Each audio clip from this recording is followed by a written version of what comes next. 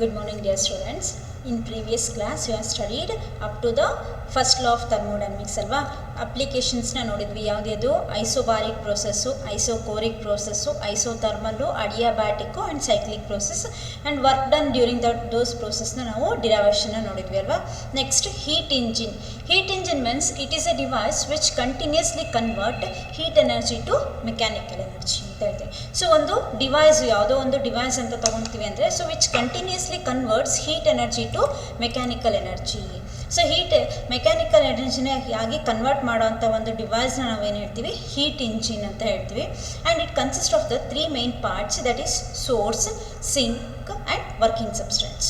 Okay, source ಅಂತ ಹೇಳಿದ್ರೆ it is usually maintain at high temperature. Working substance ಏನು ಮಾಡುತ್ತೆ, ಸೋರ್ಸಿಂದ ಹೀಟ್ ಎನರ್ಜಿನ ಅಬ್ಸರ್ವ್ ಮಾಡಿಕೊಂಡು which converts heat energy to mechanical energy and some amount of heat is rejected to the sink and sink is usually maintain at low temperature. Okay, these are the 3 essential parts of the heat engine. So next here sink, source ಮತ್ತು sink working substance ಏನಂತ ಗೊತ್ತಾಯ್ತಲ್ವ ನಮಗೆ. Suppose ಈ working substance ಅಂತ ಹೇಳಿದ್ವಿ ನಾವು. For example ಇವಾಗ diesel cars, petrol cars ಅಂತೆಲ್ಲ ನೋಡ್ತೀವಿ ಅಲ್ವಾ. ಡೀಸೆಲ್ ಕಾರ್ಸ್ ಅಂತ ಹೇಳ್ತೀವಿ ಅಂತ ಹೇಳಿದಾಗ ಸೊ ಇಯರ್ ಡೀಸೆಲ್ ಕಾರ್ಸಲ್ಲಿ ವರ್ಕಿಂಗ್ ಸಬ್ಸ್ಟೆನ್ಸ್ ಏನಾಗುತ್ತೆ, ದಟ್ ಡೀಸೆಲ್ ಆಗುತ್ತೆ. ಸೊ ಪೆಟ್ರೋಲ್ ಕಾರ್ಸಲ್ಲಿ ಏನಾಗುತ್ತೆ, ಪೆಟ್ರೋಲ್ ಆಗುತ್ತೆ. ಆ್ಯಂಡ್ ಸ್ಟೀಮ್ ಕಾರ್ಸಲ್ಲಿ ಸ್ಟೀಮ್ ಇಂಜಿನ್ ಬೇಕಾದ್ರೆ steam is a working substance. Okay, so that is example for the working substance. Next efficiency. ಇದರ ಆಪರೇಷನ್ ಏನಂತ ಹೇಳಿದ್ರೆ ವರ್ಕಿಂಗ್ ಸಬ್ಸ್ಟೆನ್ಸು ಮತ್ತು ಸಿಂಕು ಸೋರ್ಸ್ ಏನು ಮಾಡುತ್ತೆ ಅಂತ ಹೇಳಿದ್ರೆ so here during operation of heat engine in every cycle the working substance absorbs amount of heat Q1. ಈ ಒಂದು ವರ್ಕಿಂಗ್ ಸಬ್ಸ್ಟೆನ್ಸು ಯಾವುದರಿಂದ, ಸೋರ್ಸಿಂದ ಸಮ್ ಅಮೌಂಟ್ ಆಫ್ ಹೀಟ್ ಎನರ್ಜಿನ ಅಬ್ಸರ್ವ್ ಮಾಡ್ಕೊಳ್ಳುತ್ತೆ, that is always Q1. Next Q1 some work done ಆಗಿ convert ಮಾಡುತ್ತೆ and some amount of absorb ಮಾಡ್ಕೊಂಡಿರೋಂಥ heat ಏನಾಗುತ್ತೆ, ಸಿಂಕಿಗೆ ರಿಜೆಕ್ಟ್ ಆಗುತ್ತೆ. So that work done is equal to Q1 minus Q2. Absorb ಮಾಡ್ಕೊಂಡಿರೋಂಥ heat ಎನರ್ಜಿಯಲ್ಲಿ ರಿಜೆಕ್ಟೆಡ್ ಹೀಟ್ ಎನರ್ಜಿ ಏನು ಬರುತ್ತೆ ಅದನ್ನು ಮೈನಸ್ ಮಾಡಿದ್ರೆ how much of work done ನಮಗೆ ಸಿಗುತ್ತೆ ನಮಗೆ, that is W is equal to Q1 minus Q2. Okay, next efficiency of heat engine. Efficiency is defined as the ratio of the work done to the heat absorbed during a complete cycle.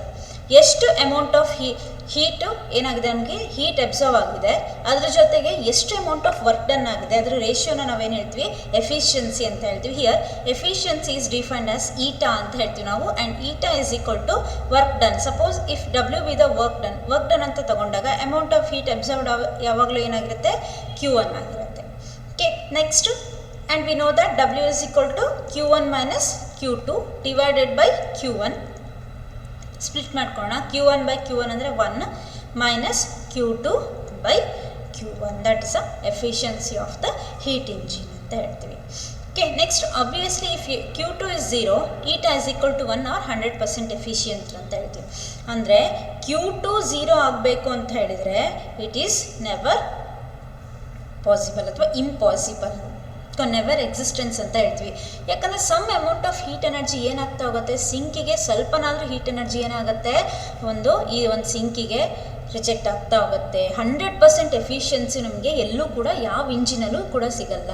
Some amount of heat energy Q1 ತೊಗೊಂಡಿದ್ದು W is equal to Q1 ಬರಬೇಕಂತ ಹೇಳಿ W is equal to Q1 ಯಾವತ್ತೂ ಬರೋದಿಲ್ಲ ನಮಗೆ. ಹಂಗೂ ಕೂಡ ಬರುತ್ತೆ ಅಂತ ಹೇಳಿದಾಗ ಇಟ್ ಮೇ ಬಿ 97% ಅಥವಾ 98% ಎಫಿಷಿಯನ್ಸಿ ಅಂತ ತೊಗೊಂಡ್ರು ಕೂಡ ಅದರ್ 2% ಏನಾಗುತ್ತೆ, that is wasted as a ಸಿಂಕಲ್ಲಿ ಹೀಟ್ ಎನರ್ಜಿ ವೇಸ್ಟ್ ಆಗುತ್ತೆ. Okay, then it means that it means that the heat engine to be 100% efficient, the whole heat absorbed from the source must be converted into work by doing working substance and not rejecting any amount of sink to the sink ಅಲ್ವಾ. So ಯಾವುದೇ ಹೀಟನ್ನ ಸಿಂಕಿಗೆ reject ಮಾಡಿದೆ ಅಷ್ಟು amount of heat ಎನರ್ಜಿನ absorb ಮಾಡ್ಕೊಂಡಿರೋಂಥ heat ಎನರ್ಜಿನ mechanical work done ಆಗಿ ಕನ್ವರ್ಟ್ ಮಾಡುತ್ತೆ ಅಂತ ಹೇಳಿದಾಗ ಸೊ ಅಲ್ಲಿ ಏನಾಯ್ತು, ಹಾಗಾದರೆ ನಮಗೆ ಎಫಿಷಿಯನ್ಸಿ ಏನು ಬಂತು, ಅಲ್ಲಿ ನಮಗೆ ವರ್ಕ್ ಡನ್ ಏನು ಬಂತು, W is equal to Q1 ಬಂತು. ಬಟ್ Q1 ಅಂತ ಬರೀ Q1 ಬಂದರೆ ನಮಗೇನಲ್ಲಿ W is equal to Q1 ಬಂತು ಅಂತ ಹೇಳಿದಾಗ Q2 0 ಆಗುತ್ತೆ. Q2 0 ಆಗುತ್ತೆ ಅಂದರೆ ಏನರ್ಥ, Q2 0 ಆಗುತ್ತೆ ಅಂತ ಹೇಳಿದರೆ no amount of heat rejected to the sink, but that is impossible condition. Okay, so here, but this is not possible to convert whole of the heat from the source into work. So efficiency of a heat engine is always less than unity or 100%. ಹಂಗಾಗಿ efficiency 1 ಬರಲ್ಲ, ಯಾವಾಗಲೂ ಏನಾಗಿರುತ್ತೆ less than 1 ಬರುತ್ತೆ, less than 1 ಬರುತ್ತೆ ಅಥವಾ 100%ಗಿಂತ ಕಡಿಮೆ ಬರುತ್ತೆ. Okay, next ಇಲ್ಲೊಂದು ಎಕ್ಸಾಂಪಲ್ಸ್ ಇದೆ ನೋಡಿ, steam engine, internal combustion engine like petrol engine, diesel engine etcetera. Okay, ಅವೆಲ್ಲ ಏನು ಹೇಳ್ತೀವಿ ನಾವು ಹೀಟ್ ಇಂಜಿನ್ಗೆ example. Next here Carnot cycle. Carnot cycle, Sadi Carnot ಅನ್ನೋನು ಫ್ರೆಂಚ್ ಸೈಂಟಿಸ್ಟ್ ಅವನು ಏನು ಮಾಡ್ದ, ಒಂದು ಐಡಿಯಲ್ ಹೀಟ್ ಇಂಜಿನ್ನ ಏನು ಮಾಡ್ದ, ಡಿಫೈನ್ ಮಾಡ್ದ ಅಥವಾ ಇನ್ವೆಂಟ್ ಮಾಡ್ದ. ಅದನ್ನು ಏನಂತ ಹೆಸರಿಟ್ಟರು, ಅದನ್ನು ಕಾರ್ನಾಟ್ ಇಂಜಿನ್ ಅಂತ ಇಟ್ಟರು. ಸೊ ಈ ಕಾರ್ನಾಟ್ ಇಂಜಿನಲ್ಲಿ ಅಗೇನ್ 4 ಪಾರ್ಟ್ಸ್ ಇರುತ್ತೆ. ಹೀಟ್ ಇಂಜಿನಲ್ಲಿ ಹೆಂಗೆ 3 ಪಾರ್ಟ್ಸ್ ಇರುತ್ತೋ ಹಾಗೆ ಕಾರ್ನಾಟ್ ಇಂಜಿನಲ್ಲಿ ಏನಿರುತ್ತೆ 4 ಪಾರ್ಟ್ಸ್ ಇರುತ್ತೆ. That is first one cylinder. Next source, perfectly non conducting stand, sink. Okay, so here Carnot cycle ಹೆಂಗೆ ವರ್ಕ್ ಮಾಡುತ್ತೆ ಅಂತ ಹೇಳಿದ್ರೆ, so here cylinder it is a main part of the engine. It has perfectly non conducting wall. Cylinder ಅಂತ ಹೇಳಿದಾಗ ಒಂದು ಯಾವುದೋ ಒಂದು container ಅದರಲ್ಲಿ ತೊಗೊಂಡಿದ್ದೀವಿ, non conducting walls and a perfectly conducting bottom containing perfect gas fitted with a non conducting frictionless piston. C ಈ ಪಿಸ್ಟನು ನಾನ್ ಕಂಡಕ್ಟಿಂಗು frictionless piston. ಇದೇನಾಗಿರಬೇಕು, rubber cork ಅಂತ ಹೇಳ್ತೀವಿ, ಅದನ್ನು ಯೂಸ್ ಮಾಡಿರ್ತೀವಿ ಕಂಟೈನಲ್ಲಿ. ಐಡಿಯಲ್ ಗ್ಯಾಸ್ ತೊಗೊಂಡು ಈ ಕಂಟೈನರ್ ಏನಾಗಿದೆ, so those are non conducting. Okay, non conducting walls, but bottom ಏನಾಗಿದೆ perfectly conducting walls. Okay, perfectly conducting bottom. Next containing perfect gas fitted with a non conducting frictionless piston. Next source, it is a heat reservoir at a constant heat temperature T1. It's thermal capacities infinite. ಅದು ಎಷ್ಟು ಬೇಕಾದರೂ thermal ಕೆಪಾಸಿಟಿನ ಏನು ಮಾಡುತ್ತೆ, ಕೊಡುತ್ತೆ. ಅಂದರೆ ಎಷ್ಟು ಬೇಕಾದ್ರೂ amount of heat ಎನರ್ಜಿನ ಏನು ಮಾಡುತ್ತೆ, ಅದು ನಮಗೆ ಸಪ್ಲೈ ಮಾಡುತ್ತೆ. That is source. Next A perfectly non conducting stand for the cylinder. ಒಂದು ಸ್ಟ್ಯಾಂಡು ನಾನ್ ಕಂಡಕ್ಟಿಂಗ್ ಸ್ಟ್ಯಾಂಡ್ ಅಂತ, ಇಟ್ ಮೇ ಬಿ ಫೈಬರ್ ಅಥವಾ ಪ್ಲಾಸ್ಟಿಕ್, ಆ ಥರದ ನಾನ್ ಕಂಡಕ್ಟಿಂಗ್ ಫೈಬರ್ನ ಅದನ್ನು ತೊಗೊಂಡಿದ್ದೀವಿ ಸಿಲಿಂಡರ್ಗೆ ಸ್ಟ್ಯಾಂಡ್ ಮೇಲೆ ಇಡೋಕ್ಕೆ. Next sync. ಮೇಲೆ ಹೇಳ್ಕೊಂಡಂಗೆ ನಾವು ಸಿಂಕ್ ಅಂತೇಳಿ it is usually maintained at low temperature. So thermal capacities infinite. ಎಷ್ಟು ಬೇಕಾದ್ರೂ ಹೀಟ್ ಎನರ್ಜಿನ ಏನು ಮಾಡ್ಕೊಳತ್ತದು ತೊಗೊಳುತ್ತೆ, ಅಂದರೆ ರಿಜೆಕ್ಟ್ ಮಾಡಿರೋಷ್ಟು ಹೀಟ್ ಎನರ್ಜಿನ ತೊಗೊಳ್ಳೋ ಅಂಥ ಕೆಪಾಸಿಟಿ ಇರುತ್ತೆ. ಓಕೆ, ಹಾಗಾದರೆ ಕಾರ್ನಾಟ್ ಸೈಕಲ್ ಹೇಗೆ ವರ್ಕ್ ಆಗುತ್ತೆ ಅಂತ ಹೇಳಿ ನೋಡ್ತಾಣ. ಸೊ ಈ ಕಾರ್ನಾಟ್ ಸೈಕಲ್ ವರ್ಕ್ ಆಗಬೇಕಾದ್ರೆ ಇಟ್ ಹ್ಯಾಸ್ 4 ಪಾರ್ಟ್ಸ್ ಅಥವಾ 4 ಸ್ಟೇಜಸ್ ಆರ್ 4 ಸ್ಟೆಪ್ಸ್ ಅಂತ ಹೇಳ್ತೀವಿ. So working substance in Carnot engine is taken through a reversible cycle that consists of 2 isothermal and 2 adiabatic process. This is Carnot cycle. ಇಲ್ಲಿ diagram ಕಾಣ್ತಾ ಇದೆ ಅಲ್ವಾ, A B C D curve. So ಇಲ್ಲಿಂದ pressure P V diagram ಇದು. P1 first point A ಇಂದ ಬಿಗೆ ಬರ್ಬೇಕಾದ್ರೆ ಯಾವ ಪ್ರೊಸೆಸ್ ಆಗುತ್ತೆ, ಐಸೋಥರ್ಮಲ್ ಎಕ್ಸ್ಪಾನ್ಷನ್ ಆಗುತ್ತೆ. ಬಿ ಇಂದ ಸಿಗೆ ಬರ್ಬೇಕಾದ್ರೆ ಯಾವುದಾಗುತ್ತೆ, ಅಡಿಯಾಬಾಟಿಕ್ ಎಕ್ಸ್ಪ್ಯಾನ್ಷನ್ ಆಗುತ್ತೆ. ಸಿ ಇಂದ ಡಿಗೆ ಬರ್ಬೇಕಾದ್ರೆ ಯಾಗುತ್ತೆ, ಐಸೋಥರ್ಮಲ್ ಕಂಪ್ರೆಷನ್ ಆಗುತ್ತೆ. ಡಿ ಇಂದ ವಾಪಸ್ ಎಗೆ ಬರ್ಬೇಕಾದ್ರೆ ಏನಾಗುತ್ತೆ, ಅಡಿಯಾಬಾಟಿಕ್ ಕಂಪ್ರೆಷನ್ ಆಗುತ್ತೆ. So this is cyclic process. ನೋಡಿ, ಇನಿಷಿಯಲ್ ಸ್ಟೇಜ್ ಏನಿತ್ತು P1 V1 T1 ಇದೆ. ನೆಕ್ಸ್ಟು P2 V2 T1ಗೆ ಚೇಂಜ್ ಆಯಿತು. ಹಿಯರ್ T1 ಚೇಂಜ್ ಆಗಿಲ್ಲ ಅಂದಾಗ ಕಾನ್ಸ್ಟೆಂಟ್ ಟೆಂಪರೇಚರ್ ಇದೆ ಅಂತ ಹೇಳಿದಾಗ ಯಾವ ಪ್ರೊಸೆಸ್ ಆಯಿತು, isothermal process. Okay, next P2 V2 T1 ಇಂದ P3 V3 T2 3 variable change ಆಯಿತು ಅಂದಾಗ ಅಡಿಯಾಬ್ಯಾಟಿಕ್ ಪ್ರೊಸೆಸ್. ಓಕೆ, ಅಗೇನ್ P3 ಇದ್ದಿದ್ದು P4 ಆಯಿತು, V3 ಇದ್ದಿದ್ದು V4 ಆಯಿತು, T2 ಇದ್ದಿದ್ದು T2 ಆಸಿಡಿಸ್. ಅಗೇನ್ ಐಸೋಥರ್ಮಲ್ ಆಯಿತು, ಕಂಪ್ರೆಷನ್ ಆಯ್ತಲ್ಲಿ, ವಾಲ್ಯೂಮು ಕಂಪ್ರೆಸ್ ಆಯಿತು. Okay, next P4 V4 T2 ಅದನ್ನು P1 V1 T1. So initial state ಏನು P1 V1 T1 and final state ಏನು P1 V1 T1. So initial state is equal to ಏನಾಯಿತು, final state. Initial state is equal to final state ಆಯಿತು. Hence this is called as cyclic process ಅಂತ ಹೇಳ್ತೀವಿ ನಾವು. Next stage 1 ಅದನ್ನೇ ಇಲ್ಲಿ explain ಮಾಡಿರೋದು. Initially working substance has pressure P1 and volume V1 and temperature T1. This state is represented by A point P1 V1 T1 that is at A. Okay. Next, on the PV diagram, the cylinder is placed on a source and the gas absorbs a heat Q1. Gas expands isothermally at constant temperature T1. Now the gas is represented by the point B, P2 V2 T1. Alva? P1 V1 T1 ಇದ್ದಿದ್ದು P2 V2 T1 ಆಯಿತು. Pressure change ಆಯಿತು, volume change ಆಯಿತು, temperature ಏನಾಗಿದೆ as it is ಇದೆ, temperature as it is ಇದೆ. Next ಅದೇ ಥರನೇ second stage. Now the cylinder is placed on the stand and the gas expands adiabatically until its temperature falls from T1 to T2. T1 ಇಂದ T2ಗೆ temperature ಕಡಿಮೆ ಆಗೋ ತನಕ ಏನಾಗುತ್ತೆ, ಅಡಿಯಾಬ್ಯಾಟಿಕ್ expansion ಆಗ್ತಾ ಹೋಗುತ್ತೆ. ಅಡಿಯಾಬ್ಯಾಟಿಕ್ expansion. Now the state of the gas is represented by the point C, that is P3 V3 T2. Okay. Next stage 3. Then the cylinder is placed on the sink and the gas is compressed. Sink ಮೇಲೆ ಇಟ್ಟು ಗ್ಯಾಸ್ನ compress ಮಾಡ್ತೀವಿ ಅಂದರೆ ಟೆಂಪರೇಚರ್ನ ಕಡಿಮೆ ಮಾಡ್ತಿದ್ದೀವಿ. Isothermally temperature constant T2. Okay, compress ಮಾಡ್ತಾ ಅಂದರೆ ವಾಲ್ಯೂಮ್ನ ಕಡಿಮೆ ಮಾಡಿ, ಸಾರಿ ಟೆಂಪರೇಚರ್ನ ವಾಲ್ಯೂಮ್ನ ಕಡಿಮೆ ಮಾಡ್ತಾ ಇದ್ದೀವಿ, ನಾವು ಕಂಪ್ರೆಸ್ ಮಾಡ್ತಾ ಇದ್ವಿ. A heat Q2 is transferred to the sink. Now the stage of the gas is represented by the point D, P4 V4 T2. Next stage 4. Once again the cylinder is placed on the stand. The gas is compressed adiabatically until the gas returns to its initial state P1 V1 T1. Again ಇಲ್ಲಿ ಏನು ಮಾಡ್ತೀವಿ, ಅಡಿಯಾಬ್ಯಾಟಿಕ್ compression ಮತ್ತೆ ಗ್ಯಾಸ್ನ compress ಮಾಡ್ತಾ ಇದ್ದೀವಿ. ಎಲ್ಲಿ ತನಕ, ಆ ಒಂದು ಇನಿಷಿಯಲ್ ಸ್ಟೇಟಿಗೆ ಅಟೈನ್ ಆಗೋ ತನಕ. P4 V4 T2 ಇರೋದು P1 V1 T1 ಅಟೈನ್ ಆಗೋ ತನಕ ಏನು ಮಾಡ್ತೀವಿ, ಗ್ಯಾಸ್ನ ಕಂಪ್ರೆಸ್ ಮಾಡ್ತಾ ಇದ್ದೀವಿ. Okay, the closed loop represents the Carnot cycle. ಈ closed loop ಏನೇ A B C D A ಇದನ್ನ ನಾವು closed loop ಅಂತ ಹೇಳ್ತೀವಿ. Closed loop that represents the Carnot cycle. Okay, next the network done by the gas in one cycle is numerically equal to the area enclosed by the loop of A B C D A. So ಇದನ್ನ loop ಅಂತ ಹೇಳ್ತೀವಿ, A B C D A. ಇದು ಇಷ್ಟು ಒಂದ್ಸಲ ಹೋಗಿ ಬಂತು ಅಂತ ಹೇಳಿದ್ರೆ ಅಮೌಂಟ್ ಆಫ್ ವರ್ಕ್ ಡನ್ ಇಷ್ಟು ಅಂತೇಳಿ ಫೈಂಡ್ ಔಟ್ ಮಾಡ್ತಾ ಹೋಗ್ಬೋದು. Next efficiency of a Carnot engine. Efficiency of a Carnot engine ನಾವು ನೋಡಿದ್ವಿ ಅಲ್ವಾ, ಅಲ್ಲಿ the ratio of the work done to the heat absorb. ಇಲ್ಲೂ ಅಷ್ಟೇ ಅದೇ ಕೊಡೋಣ, work done divided by heat absorb W/Q1 in one equation 1 ಅಂತ ತಗೊಳ್ಳೋಣ. Next from first law of thermodynamics Q is equal to du plus W. In one cycle heat absorb ಆಗಿರೋದಷ್ಟು Q is equal to Q1 minus Q2 ಅಲ್ವಾ. Next du is equal to 0 and Q1 minus Q2 is equal to ಏನಾಯ್ತಲ್ಲಿ W ಆಯಿತು. Q1 minus Q2 W ಆಯಿತು. Next efficiency is given by Q1 minus Q2 by Q1 1 minus Q2 by Q1, that is temperature Q1 by Q2. ಯಾಕಂದರೆ Q1 ಅಲ್ಲಿ ಇರಬೇಕಾದ್ರೆ temperature T1 ಇರುತ್ತೆ and Q2 ಅಲ್ಲಿ ಇರಬೇಕಾದ್ರೆ temperature ಏನಿರುತ್ತೆ T2 ಇರುತ್ತೆ. So that we can write it as efficiency it as equal to 1 minus T2 by T1. Okay. Next, this shows that efficiency depends only on temperature of the source and the sink. It is independent of nature of the working substance. Since T2 is less than T1 and it was always less than 1 or less than 100%. ಅದು same ಅಲ್ಲಿ ಏನು ಓದಿದ್ವಿ ನಾವು heat ಇಂಜಿನಲ್ಲಿ efficiency same. Okay, next ಇಲ್ಲಿ ಕೆಲವೊಂದು note ಇದಾವೆ. ಇಲ್ಲಿ when efficiency is equal to 0, T1 is equal to T2, heat engine never works ಅಲ್ವಾ. ಎಫಿಷಿಯನ್ಸಿನೇ ಇಲ್ಲ ಅಂದರೆ ಏನಾಗುತ್ತೆ, ಏನು ವರ್ಕ್ ಆಗಲ್ಲ. Efficiency is 100% only if T2 is 0, but that is impossible condition.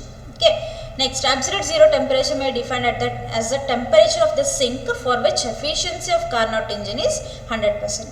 Efficiency 100% ಬಂತು ಅಂತ ಹೇಳಿದಾಗ we can define the absolute zero temperature. absolute zero ಟೆಂಪರೇಚರ್ನ ತೊಗೊಂಡ್ಬಿಟ್ಟು ಸಿಂಕಿನ ಟೆಂಪರೇಚರ್ನ ಏನು ಮಾಡ್ಬೋದು ನಾವು, we can define. Most of the real engines are subjected to the practical difficulties such as friction and loss of heat due to conduction, hence they are efficient than the Carnot engine. So ಕೆಲವೊಂದು real heat ಇಂಜಿನ್ನ ನಾವು Carnot ಇಂಜಿನ್ಗಿಂತ efficiency less ಅಂತ ಹೇಳ್ತೀವಿ. ಯಾಕಂತ ಹೇಳಿದ್ರೆ Carnot ಇಂಜಿನಲ್ಲಿ efficiency ಎಷ್ಟು ಬರುತ್ತೆ ನಮಗೆ, 98% ಅಷ್ಟು ಕಾರ್ನಾಟ್ ಇಂಜಿನ್ ಎಫಿಷಿಯನ್ಸಿ ಬರುತ್ತೆ ನಮಗೆ. ಅವುಗಳಿಗೆ ರಿಯಲ್ ಹೀಟ್ ಇಂಜಿನ್ನು ಇದಕ್ಕಿಂತ ಕಡಿಮೆ ಬರುತ್ತೆ. Next, second law of thermodynamics. Second law of thermodynamics states that the study of ideal Carnot engine working in a perfectly reversible cyclic process reveals the following conditions. So efficiency ಅಂದರೆ second law of ಥರ್ಮೋಡೈನಮಿಕ್ಸು ಒಂದು Carnot engine work ಮಾಡ್ತಿದೆ ಅಂತ ಹೇಳಿದಾಗ ಅದರಲ್ಲಿ ನೋಡಿರೋಂಥ ಕೆಲವೊಂದು ಪಾಯಿಂಟ್ಸ್ಗಳು, observe ಮಾಡಿರೋಂಥ ಕೆಲವೊಂದು ಪಾಯಿಂಟ್ಸ್ಗಳನ್ನು ಇಲ್ಲಿ ನೋಟ್ ಡೌನ್ ಮಾಡಿದ್ದಾರೆ. So that is first point, efficiency can never be 100% ಅಲ್ವಾ. ಎಫಿಷಿಯನ್ಸಿ ಯಾವತ್ತೂ ನಮಗೆ 100% ಬರಲಿಕ್ಕೆ ಸಾಧ್ಯನೇ ಇಲ್ಲ. Next heat is continuously converted into work in a cyclic process. ಹೌದಲ್ವಾ, ಕಾರ್ನಾಟ್ ಸೈಕಲಲ್ಲಿ ಏನು ಬರ್ತೀವಿ, ಹೀಗೆ ಕಂಟಿನ್ಯೂಸ್ಲಿ ABCDA ಕಂಟಿನ್ಯೂಸ್ಲಿ ಒಂದು ಪ್ರೊಸೆಸಲ್ಲಿ, ಸೈಕ್ಲಿಕ್ ಪ್ರೊಸೆಸಲ್ಲಿ ಕಂಟಿನ್ಯೂಸ್ ಆಗಿ ವರ್ಕ್ ಬರುತ್ತೆ, ನಮಗೆ ಹೀಟ್ ಬರುತ್ತೆ. The conversion is only partial. Some heat is always rejected to a sync. ಹೌದು, ಯಾಕಂದರೆ ಎಫಿಷಿಯನ್ಸಿ 100% ಆಗಲ್ಲ ಅಂದಾಗ ಸಮ್ ಅಮೌಂಟ್ ಆಫ್ ಹೀಟ್ ಏನಾಗುತ್ತೆ, it must be rejected to the sink. Next heat is transferred from a hot body to a cold body ಅಲ್ವಾ.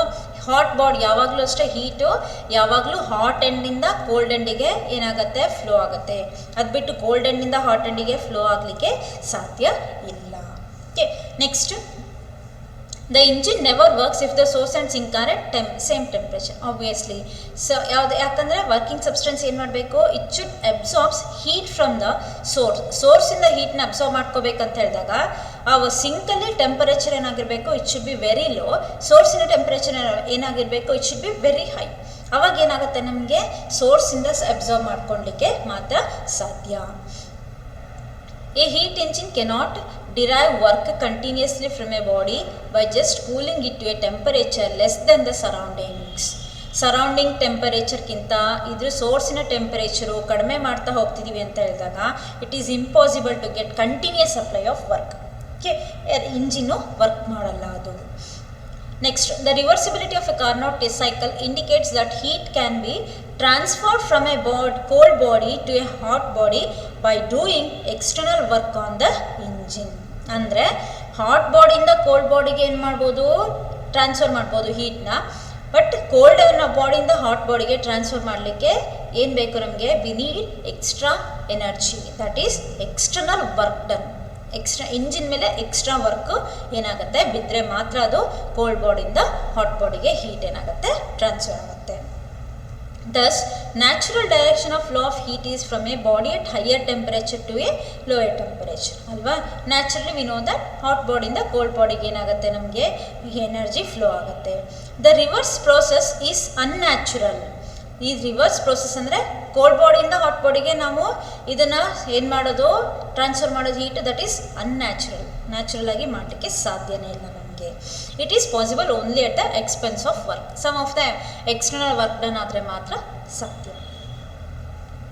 These observations led to the formulation of second law of thermodynamics that is stated in different forms as follows. ಇವೆಲ್ಲ ಕಂಡೀಷನ್ಸ್ಗಳನ್ನು ನೋಡಿಕೊಂಡು second law of ಥರ್ಮೋಡೈನಮಿಕ್ಸ್ಗೆ ಒಂದಿಷ್ಟು ಏನು ಮಾಡಿದರು, ಸ್ಟೇಟ್ಮೆಂಟ್ನ ಕೊಟ್ಟರು.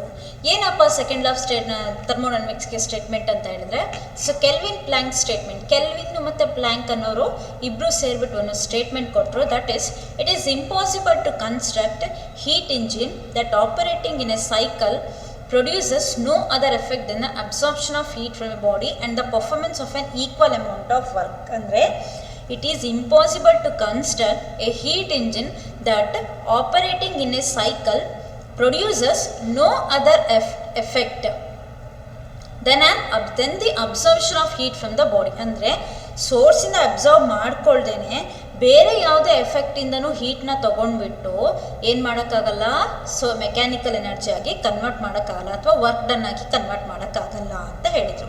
Okay, next ಕ್ಲಾಶಿಯಸ್ ಅನ್ನೋರು ಏನು ಮಾಡಿದ್ರು, ಅವರು ಕೂಡ ಒಂದು ಇದಿಷ್ಟು ಮೇಲ್ಗಡೆ ಇರುವಂಥ ಎಲ್ಲ ರೂಲ್ಸ್ನ ಫಾಲೋ ಮಾಡಿಕೊಂಡು ಕ್ಲಾಶಿಯಸ್ ಅನ್ನೋರು ಕೂಡ ಇನ್ನೊಂದು ಏನೋ ಸ್ಟೇಟ್ಮೆಂಟ್ನ ಕೊಟ್ಟರು. That is, it is impossible to construct a device that operates in a cyclic process to produce no effect other than a continuous transfer of heat from one body to another body at a higher temperature. ಅಂದರೆ ಅವರು ಕೂಡ ಏನು ಹೇಳಿದರು, cold ಬಾಡಿಯಿಂದ hot ಬಾಡಿಗೆ ಎನರ್ಜಿನ transfer ಮಾಡೋಕ್ಕಾಗಲ್ಲ. ಅದನ್ನೇ ಏನು ಹೇಳಿದರು, ಇನ್ನೊಂದು ರೀತಿಯಲ್ಲಿ ಹೇಳಿದರು, it is impossible to construct a device that operates in a cyclic process to produce no effect other than the continuous transfer of heat from one body to another body at a higher temperature. Okay, so higher ಟೆಂಪರೇಚರಲ್ಲಿದ್ದರೆ ಮಾತ್ರ hot ಎಂಡಿಂದ cold ಎಂಡಿಗೆ ಏನಾದರೆ heat transfer ಆದರೆ ಮಾತ್ರ ಏನಾಗುತ್ತೆ, it is said to be work done. Otherwise some external force ಅಥವಾ external energy or external work should be done by the engine ಅಂತ ಹೇಳ್ತಾರೆ.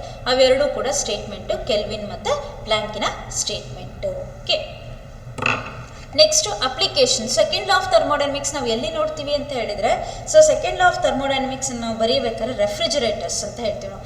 ಫ್ರಿಡ್ಜ್ ಅಂತ ಹೇಳ್ತೀವಲ್ವಾ, ಫ್ರಿಡ್ಜ್ ಮನೇಲಿ ಎಲ್ಲರ ಮನೇಲೂ ಫ್ರಿಡ್ಜ್ಗಳಿರುತ್ತೆ, ಅಲ್ಲಿ ನೋಡಿರ್ತೀವಿ ನಾವು. ಏನು ಮಾಡ್ತೀವಿ, ಫ್ರಿಡ್ಜಲ್ಲಿ ಏನಾರು ಹಾಳಾಗಬಾರ್ದು ಅಂತ ಹೇಳ್ಬಿಟ್ಟು ಇಡ್ತೀವಿ ಅಲ್ವಾ. Application. So application of second law of thermodynamics states that ಏನೇನು ಹೇಳುತ್ತೆ ನಮಗೆ, ಇಲ್ಲಿ ನೋಡಿ ಡಯಾಗ್ರಾಮ್ ನೋಡಿ. Source, source that is at temperature T1. Next work done, ಅದಾದಮೇಲೆ ಇಲ್ಲೇನಾಯಿತು working substance. Next sink, T1 temperature, T2 temperature. Heat engine ಹೆಂಗೆ work ಮಾಡುತ್ತೋ ಅದರ ರಿವರ್ಸ್ ಪ್ರೊಸೆಸ್ಸಲ್ಲಿ ಈ ಒಂದು ರೆಫ್ರಿಜರೇಟರ್ ವರ್ಕ್ ಮಾಡುತ್ತೆ. ಯಾಕಂದರೆ ಹೀಟ್ ಇಂಜಿನಲ್ಲಿ ಸೋರ್ಸ್ ಹಿಂಗಿತ್ತು, ನೆಕ್ಸ್ಟು ವರ್ಕಿಂಗ್ ಸಬ್ಸ್ಟೆನ್ಸ್ ಹಿಂಗಿತ್ತು, ನೆಕ್ಸ್ಟ್ ಸಿಂಕ್ ಹೀಗಿತ್ತು. ಹೆಂಗೆ ತೋರಿಸಿದ್ವಿ ನಾವು, ಈ ಥರ ತೋರಿಸಿದ್ವಿ. ಆ್ಯಂಡ್ ವರ್ಕ್ ಡನ್ನು ಕೂಡ ಮೇಲ್ಗಡೆ ಆಗಿ ಮತ್ತೆ ತೋರಿಸಿದ್ವಿ. ಇಲ್ಲಿ ಎಲ್ಲ ಉಲ್ಟ ನೋಡಿ. ಸೋರ್ಸಿಂದ working substance amount of heat ಎನರ್ಜಿನ ಅಬ್ಸರ್ವ್ ಮಾಡ್ಕೊಳ್ತಿತ್ತು. ಇಲ್ಲಿ ಸೋರ್ಸಿಂದ ಅಬ್ಸರ್ವ್ ಮಾಡ್ಕೊತಿಲ್ಲ, ಏನು ಮಾಡ್ತಿದೆ ಅದು ಹೊರಗಡೆ. ಆರೋ ಮಾರ್ಕ್ ಎಲ್ಲಿದೆ, ಹಿಂಗಿದೆ. ಅದೇ ಥರ ವರ್ಕ್ ಡನ್ನು ಏನಾಗ್ತಿತ್ತು, work is done by the system ಆಗ್ತಿತ್ತು. ಯಾವುದರಲ್ಲಿ, ಹೀಟ್ ಇಂಜಿನಲ್ಲಿ. Is work is done on the system ಅಲ್ವಾ.